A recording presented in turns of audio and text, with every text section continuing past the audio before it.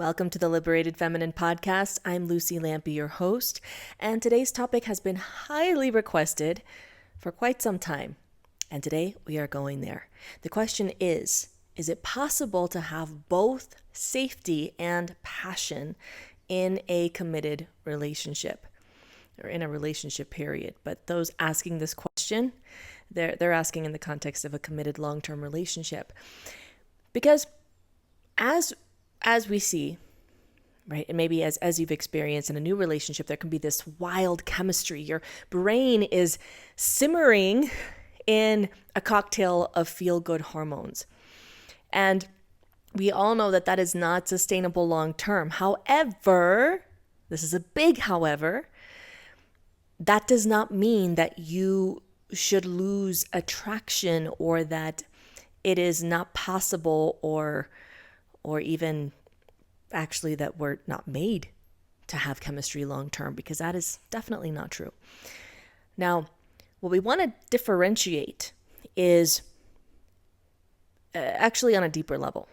Okay, so if you look at your foundational beliefs of relationship and of the opposite sex, so let's say, for those of us who are straight women watching, what are your beliefs about men and how they operate in a relationship? What they are, what they aren't, what they're capable of doing or being within a committed relationship. And if you do hold this internalized belief, maybe not even consciously, but in your body and subconsciously, that the honeymoon phase is as good as it gets in your chemistry, that long-term relationships eventually get boring and dry and blah and predictable, then that is something worth doing a little more excavation, because it is absolutely not true. It doesn't have to be for you. And one of the things that we can leave out of this conversation about can there be safety and passion is that the way that we create intimacy, closeness, heart-to-heart intimacy, emotional intimacy, spiritual intimacy, that can be a powerful access point to a whole other level of passion and sexual chemistry that you couldn't access before when you were in the, just swimming in the hormones of the feel-good new relationship energy. And this comes with lifing together. See, is that a good, you tracking with me? When you are lifing together, when shit hits the fan, when, life throws you curveballs, when you have to rise to the challenge as a team, when you see the more vulnerable, raw, messy sides of each other. I'm not talking, attacking or abusive behavior. I mean, just when you're in your raw, messy, vulnerable, exposed state, when you see each other in those states, that deepens the safety, that deepens the intimacy, and it creates a stronger foundation on which you can play erotically, where you can explore things sexually with more established safety and trust and respect and reverence. And so what we want to see is, are you as a couple committed to cultivating both? Now, if you tend to err on the side of chaos in the relationship, this is a dynamic I have seen often, one that I have lived, that there might be a lot of passion, but there's also not a lot of safety, or not the depth of safety that will allow you to fully open and soften and bloom and experience your deepest, most incredible pleasure. Because there's a part of you that's bracing. Now, physiologically speaking, For a climax to happen, for an orgasm to happen, there has to be a combination of safety and a little bit of risk, like just enough risk. Whatever that equation is for you specifically will be like, that's you do you. But so much of the chemistry that we might be unconsciously looking for is just the chaos, is the drama, is actually more of a trauma response. Because it's familiar to our bodies to have this extreme high, and then like you have the best sex after you almost break up or after you break up. I'm just going to come out and say it. It's not the healthiest.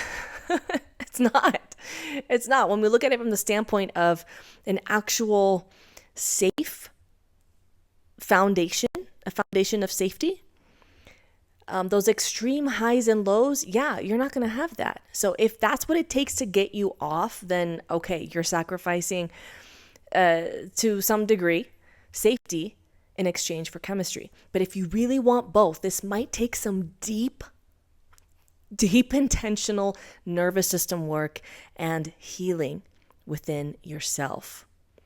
And also healing within the dynamic if you are doing this work within a partnership.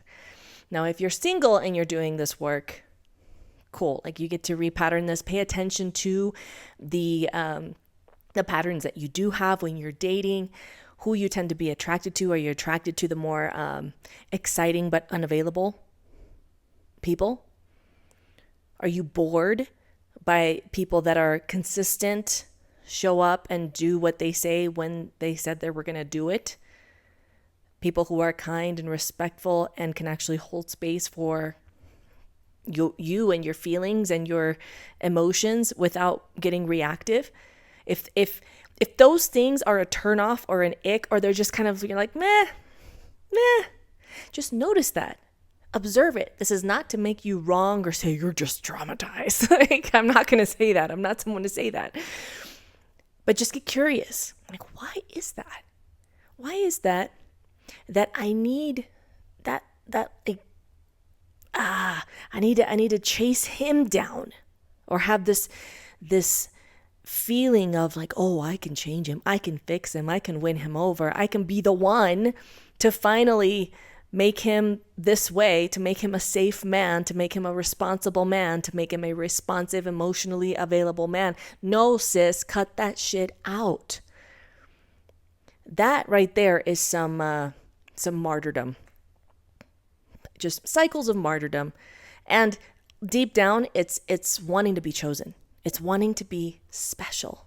Special enough that all these other women couldn't change him, but you can.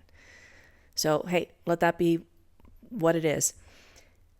But coming back to this piece of safety, ask yourself, how do you actually feel? Now, this might sound like a silly question, but really just humor me here, okay? Do you actually want safety? Or do you want just excitement? Do you equate excitement in your nervous system with passion? Or are you able to slowly over time, unpacking the layers, recalibrate your nervous system to open even more deeply, to be more fully present with all the sensations in your body, with the energy that's moving through your physical being, with the emotions that are coming up within that, when you are being sexually intimate with your partner? And can you let that be a spark, an access point to your primal, raw, uninhibited passion? Because a lot of times, you know, what I see is this, is that it's not that you can only access your primal, instinctual, like sexual animal being inside of you when there is danger or risk or just lack of emotional safety. It's not just that, it's that you haven't yet learned to or practiced accessing that part of you in a safe environment. And so I want to emphasize in this that some of this is just that it's unfamiliar territory, that you just have no reference point in your feeling body, in your nervous system, in your heart, in your past experiences of what it feels like to know that your partner has got you. Because I'm going to tell you right now, there is nothing as exquisite and heart-opening and expansive and memorable in every cell of your being as when you feel in the middle of, whether it's primal sex or just deep, beautiful, expressive, soul-connected lovemaking, that you look at each other and like you can see each other's souls. And also there's this like, I just gotta taste all of you. I gotta drink you in. I gotta feel you, fill me completely up, and I never want to let you go, because both are, I believe, meant to coexist. It's not meant to be one or the other. That's why it's funny. I was laughing inside as I was even making the distinction between the two, as if there was really any separation between the raw primal fucking and the sensual, sweet lovemaking. Because at the core essence of it, when you have that safety, yeah, the expression may look different. The ways that you move, the positions that you're in might switch, or you might go from one mode to the other. But at the base of that is that safety and that chemistry that has a longevity to it that actually just keeps getting better. And another piece to this is that when you are in a long-term committed relationship, you've got to remember that there are seasons, right? There are seasons.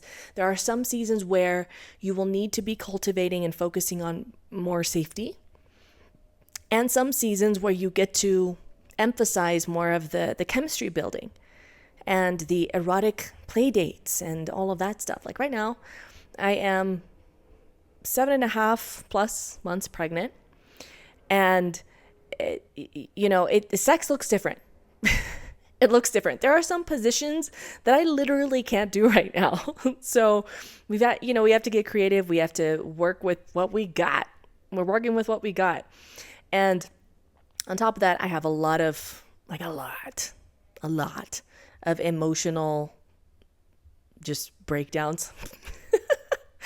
I'm processing a lot. I'm feeling a lot. I feel so deeply. And I'm letting myself, and my partner is there to hold that space for me. And again, I'm not being attacking of him or mean in any way. I'm just letting myself be seen, and it's very vulnerable and exposed. And that creates a deeper intimacy. So for us to have, to keep building on or to maintain the sexual chemistry, or the turn on, the arousal, all of that, it's not just going to happen spontaneously like it did maybe, 7.5 months ago, but with intention and with a respect for our own sexuality and understanding of how beautiful and how expansive and nourishing it is. That is something that we can keep ourselves in a state of creativity, right? Because again, we can't just go back to the same things.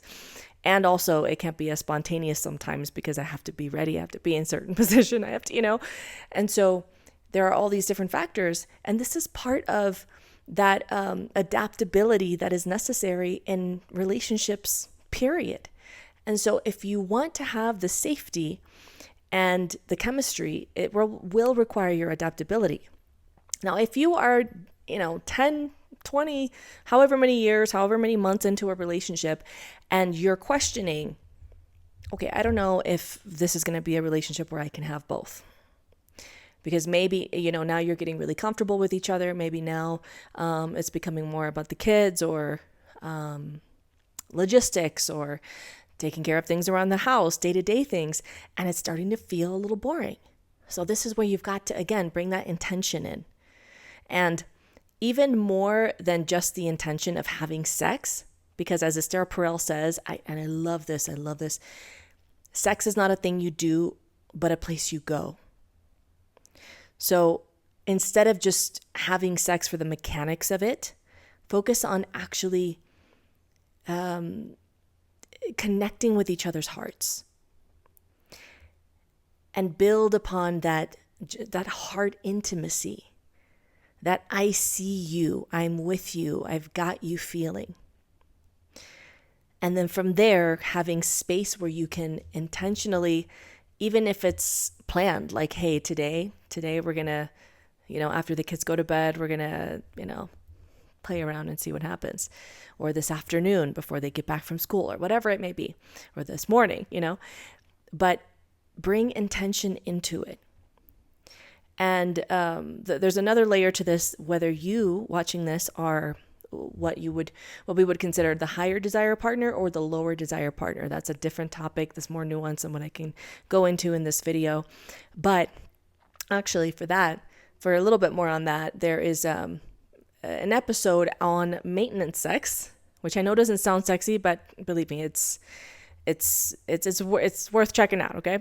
Not in the YouTube channel, but on the podcast feed on Spotify, Apple Podcasts, etc. So check that out. It's one of my earlier episodes from earlier in the year. But that will definitely affect how you approach this as well. However, the underlying, the common denominator here is that there is intention. And this is more if you're teetering more on the safety side and you're losing the chemistry bit, you're losing touch with the passion. If you are all passion in your relationship and you don't feel the safety, then that is, again, where I would encourage you to look into the deeper why.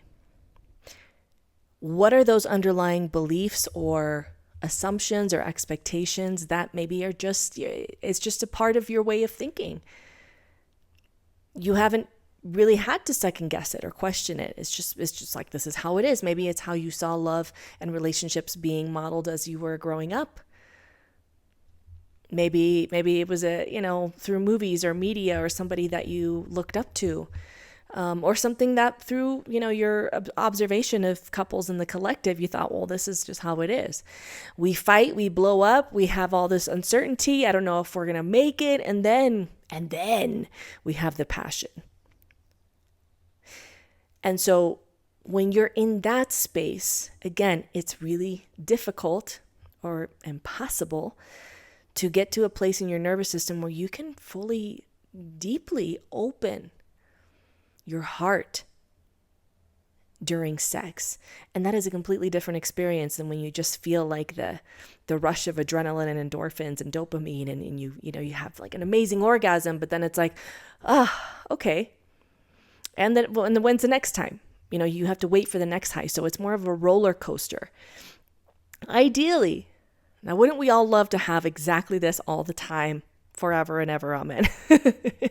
But this is ideally, we have the lows are not super low, right? The highs are not like high, super duper high, like you're about to, hit a peak on a roller coaster before crashing down.